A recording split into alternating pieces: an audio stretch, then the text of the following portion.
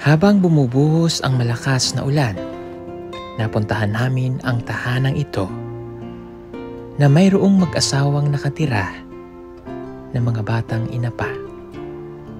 Ang kanilang bahay ay gawa sa balat ng kahoy.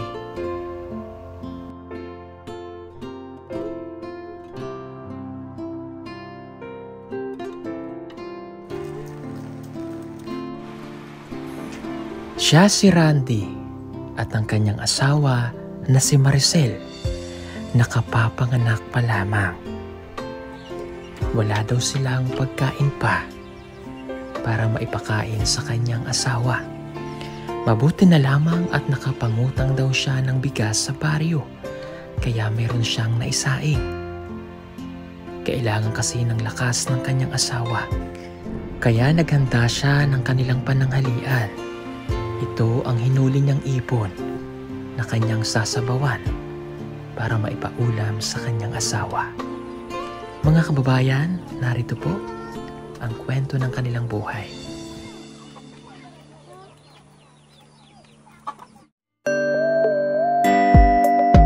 Pugong biyahero, ang hero ng masa, ang hero ng masang Pilipino.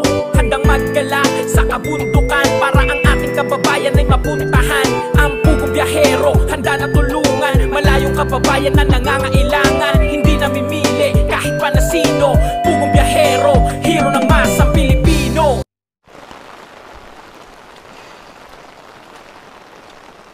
Ayo. Hello. Oh. So, nandito kami ngayon dito mga kababayan sa pinagbigyan namin ng mga package. So, ito isa to sa mga bahay na pupuntahan namin ngayon.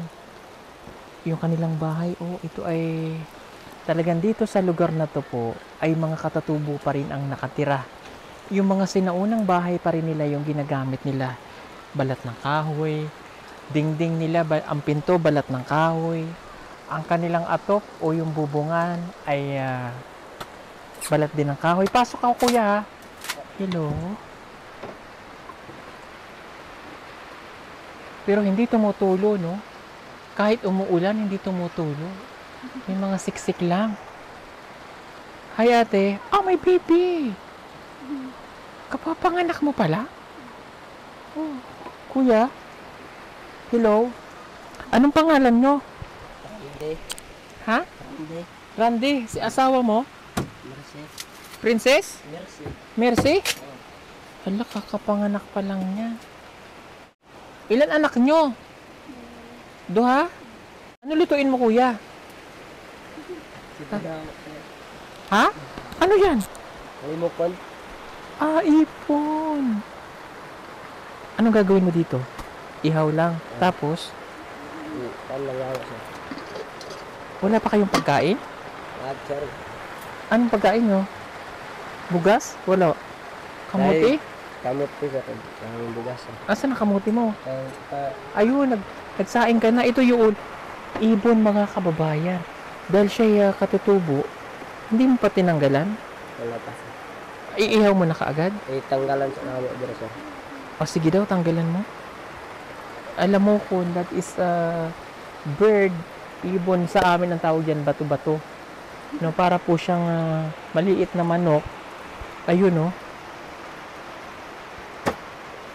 Ako din. Hindi yan. Tanggalan pa yan.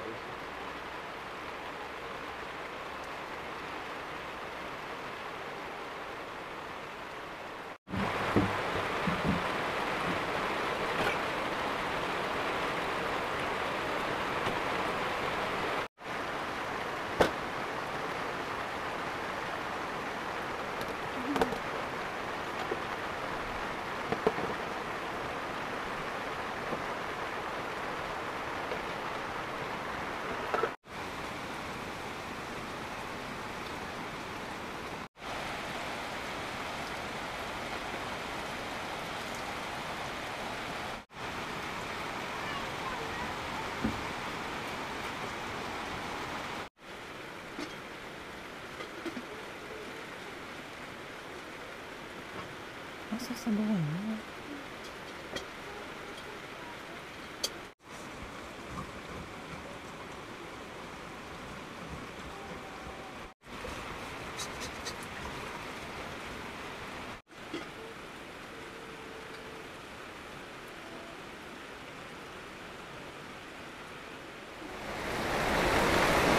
So yung ibon po kanina, anong sasabawan? Oo. Ano lang ihahalo mo dyan? Asura sir. Asin, bitchin, wala kang tanglad. Wala sir. Walang tanglad dito? Warang tanglad dito? Walay tanglad, walay tanom nga tanglad. Wala. So napakasimple lang nung pagkain ano.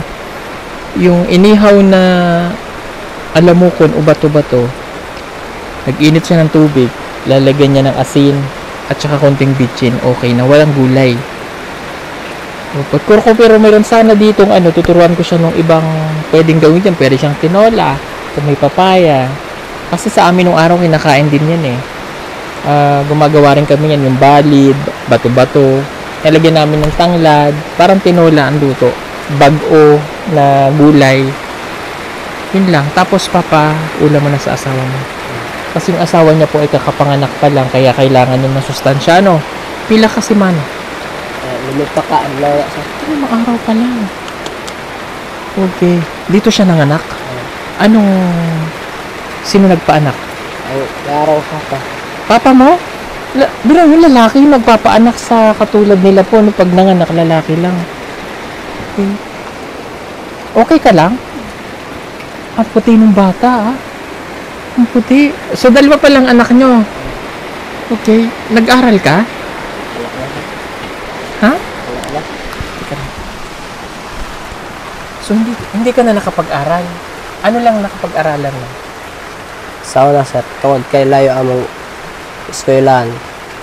Grade 2 ako. Grade 2. Pero naintindihan niyo yung Tagalog ko, ano? Kahit paano. Kahit paano nakakaintindi siya sa akin ng Tagalog. Marami akong nakitang mga mais. So, ito pang tanim nyo. Oo. Tapos babaligya. Oo, sir. Ibibenta. Okay. Itong bahay na to kanino? Sa ako ang ugangan. Papa. Dire na lang dire lang ko nagpuyo. Kay ginabuhat ang akong balay. So may ginagawang bahay para sa inyo. Okay. Yung bahay nila, yun nga, yung balat ng kahoy. Oo. Parehara gyapon sa ako sir. Oo, sa una talaga ganyan ang gamit. Gaano katagal tumatagal yung ganyan? Isa ka tuig ra sir, wala na. 1 taon. Natulo. No. Makuha na, mutulo na kung abot ng isa ka Kasi tuig. para po siya yung ano tawag dun sa semento ng bubong din na pag ganon-ganon, di ba? Bricks. Parang bricks na ganon. Grabe ano. Anong hanap buhay mo? Mais ra sir. Itong mais. Mag-uuma Ilang taong ka na? 20. Pila edad na ninyo? Kuan sir. 19. At least nasa tamang edad kahit paano. Ang misis mo, 20 na sir karon ako sir. Paano ako 23 na ko ron. 23. Tapos 20 pa sir. Okay. Ano yung anak no? Yung baliit? Babae, lalaki? Babae na sir. At least nakababae ka na, lalaki yung isa. Anong dagdagan? Ha? Pahit ang buhay, oy. Yan sir. Di ba? Tika muna, yung kiluluto. Alam mo, galing kami kay na Russell. Nagluto ako. Ngayon naman, ako magluto. Wala talagang tanglad dito? Wala sir. Alam mo, masustansya ito kung may tanglad. Basig na Wala sir. Wala? Ba't hindi kayo nagtatanim ng tanglad? Wala Alam mo yung tanglad, masustansya yun. Luya. Nakakatulong yun lalo na pag may nanganak yung asawa mo. Talbos ng kamote. Kasi nagtotoy siya ba? Mga, ano yun? Ang tawag sa talbos nila ng kamote? Udlot ba? Galay. Kamunggay. Ayan, nabulak na. Nakulo na. Ilalagay na yan. Akin na. Ilalagay natin ito ngayon. Tatapong ang tubig. Ayan. So, ilalagay natin yung ibon na parang sisiyo. Ilalagay natin dito.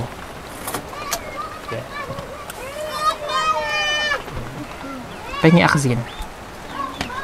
Lalagyan nila ng kaunting asin. Ito. Para magkalasa. Tapos mamaya na yung bitchin. Okay. Palalambutin muna natin ito. Kailangan malambot na malambot. Para sana mayroon kayong tanglad, mas okay yan. Tapos lalagyan mo ng tanglad, tapos may mais, parang nilaga ng baboy yun. O kaya nilagang baka, masarap na. Marami naman silang tubig. Ano? Sa bagay, sanay po sila sa ganitong buhay. Kasi ito naman talaga nakalakan po nila. No? Ang lamig dito sa inyo. Tingnan yung aso na nilalamigan. Okay ka lang, Day? Okay. Okay, nabigyan ka na namin. Kanina, namigay kami ng damit. Nabigyan ka? Oh, sir. Damit? So, pag naluto yan, kakain na asawa mo karon. Ah, Okay. Tanungin kita. Ngayon ba may ano kayo? May pera? wala, sir. 5. Kay, gani pa may among hulatan para makaptira, sir. Ito pa. Pila kilo ng mais ngayon? 17 ra, sir. 17. So, kung 17, ito yung mais nila, oh. Yan, oh. Hilaw pa, sir. Bibilad pa to. Parang 20 kilos lang. So, bibinta nila yun. Magkano lang din, ano. Tapos, ganun ulit para lang magkapera. Ah, Pila kadako ang naimong na naguhitan na pera? usay, sir. Kung namoy isa ka sako ani, sir. Maka isa ka labor ani tan, sir. 1,000. Oh, nabawas ang pagmotor kay layo. Babiyahe pa kasi, ano. Ah, Okay. Mahirap talaga, no? Mahirap ang buhay. Sige. Okay, meron ako ibibigay na tulong para sa'yo. Bigyan natin sila ng tulong. Okay.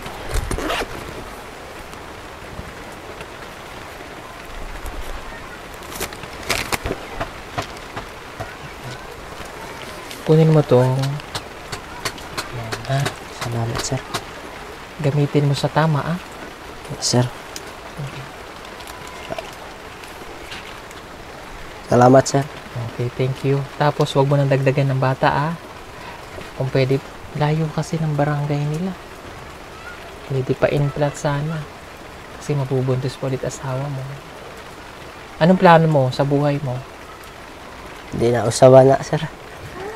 Mo, ano akong among plano, sir, maura gyapon. Kining among kinabuhi, pobre man gyud. Galas lang para makakaon. Pananom og kamuti. Mara, sir. O may padulungan namo. Okay. Importante muna may bigas ka. Oh, importante lang, sir, nga kakaon og isa ka adlaw, sir. Okay, pengi pang 2,000. Bili Kain daw sa isang araw. Diyos ko, makakain sa isang araw, may ano pa siya, may mahirap yun. Yung asawa mo kailangan mayroon ka laging nabibiling bigas, okay? O, yung 3,000, i-save mo just in case na may kailangan ka. Sir. Bili ka ng mga asin, bili ka ng tangla doon, magtanim ka sa paligid, makakatulong yun sa asawa mo.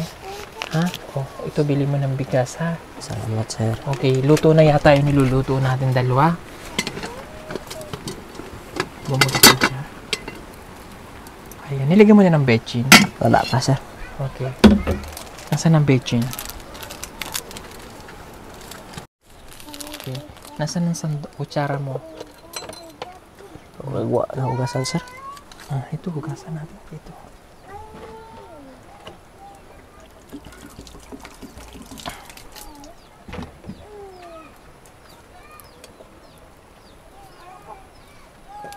Ayan, ang tawag dito, sinabawan lang. Sinabawan lang nila para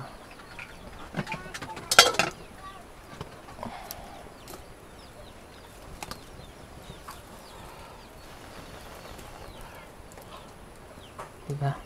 Hawakan mo to.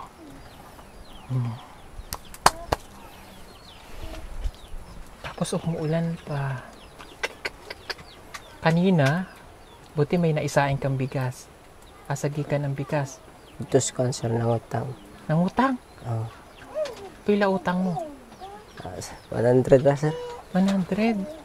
Yung 100 na yun, ang hirap niyo pang kitain. Oh, sir. Layo mawagod ko, Andre. Layo pa ang tindahan. Maglalakad ka lang papunta doon. Oh, kung di may kasakay, sir, motor. Kasi yun. Pero kung may motor baktas na ng kapatagan, sir. Tayo ng Kapatagan na. Doon po yun kay Laracel. Tiyaga, magtiyaga ah. Alam mo minsan nasa atin yun eh, yung nasa pagsisikap natin. Kung naintindihan mo ako?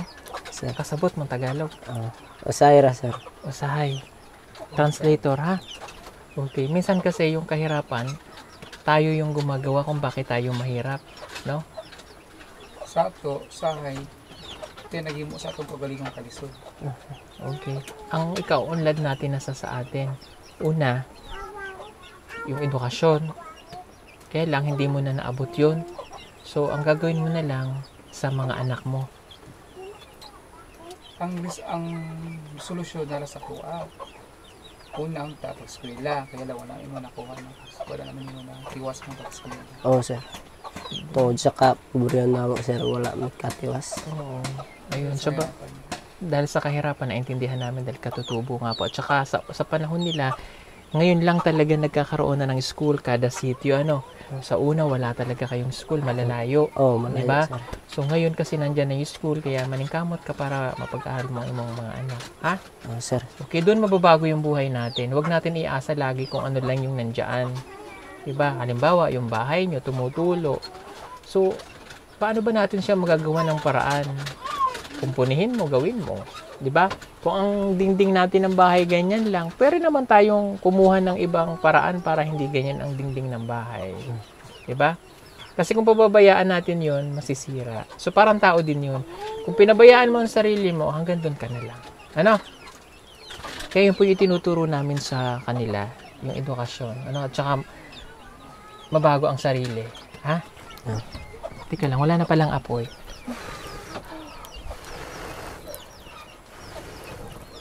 Ayan. Tsaka ito naman nagagawaan yung bigas mais, di ba? Oo, sir. Di ba? Oo. At saka alam nyo, may iba pang paraan dito. Kasi hindi nila alam yun eh. Pwede naman itong i-stack nyo kung wala kayong bigas.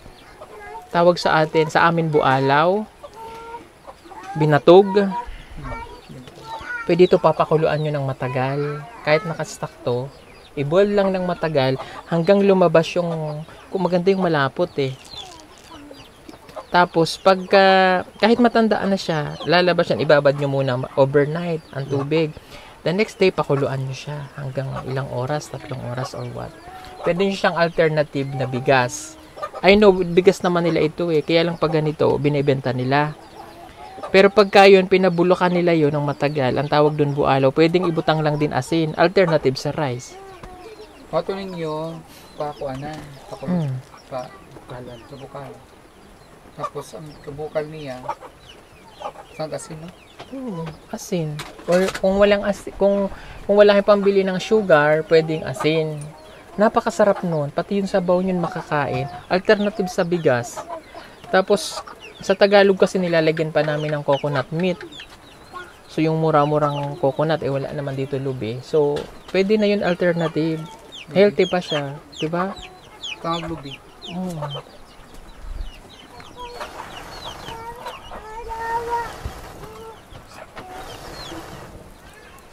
Tingnan natin. Malambot na to. Pili pa. Sir. So kanina, umalis pa siya, namana pa siya ng ibon. Paano mo yan nahuli? Gipana, sir. Ipana, tama. Yung traditional na pagkuha ng mga hayop, no?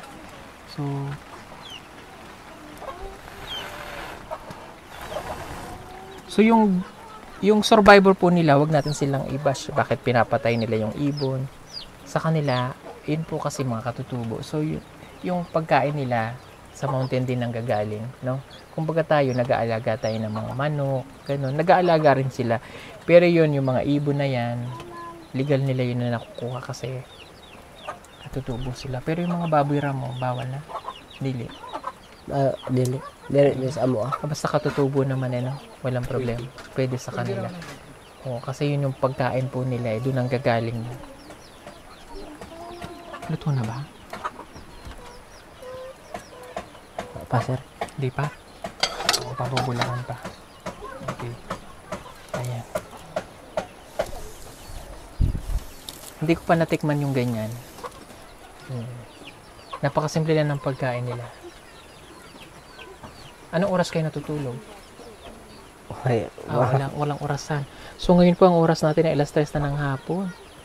So mamaya pagkatapos niya kumain, pagkaluto kakain na kayo. Tapos tutulog. Oh, hindi pa, sir. Ha? Tutulog na. Anong ilaw nyo dito? Solar lang, sir. Buti may solar kayo. Okay. Battery. Okay. Yan, at least kahit paano, may solar po sila. Ang kuan ra na ako, gina-symbol. Inaasimbol. Okay. Ingatan mo asawa mo ha, baka mabinat ha. Malamig. Day, ayaw maglakaw-lakaw, lamig. Ha? Pero sanay sila pagkapanganak, parang okay. Tingnan mo yung mukha ni ate, parang hindi man lang na-stress. No? Ano pinapakainom nyo dyan? Mga gamot ras kuan, sir. Sa binat. Oh, yung Ang herbal. Herbal dress ako, sir. Galing talaga nung herbal nila, parang kay nanay. Tingnan mo itsura ni ate. Yung ibang nanganak, tara mo, ano. Si ate, tingnan mo. Parang wala lang. Fresh na fresh. No? Parang umutot. Okay ka lang? Ba lang nasakit sa'yo? Wala? Sakit ng bata. Oo, siya pala yun. So pagkapanganak niya, pag iyak ng bata, diretso na, wala na. Kasi yung iba kasi nahihirapang manganak. Pero paano pinutol yung pusod? Kuhan ra may ano, sir, ka. Kawayan. Kawayan, sir. Kawayan na manipis po yung pamputol nila. Okay siya, sige. Maraming salamat sa pagpapatuloy. Pakainin mo ang iyong asawa tulad ng bilin ko. Salamat. Huwag mo nang dagdagan ng anak, ha? Tama na, Day! Tama na, ha? Dagdag, anak. Control ba? Ha? Okay. Sige po mga kababayan. Maraming salamat. God bless po sa inyo.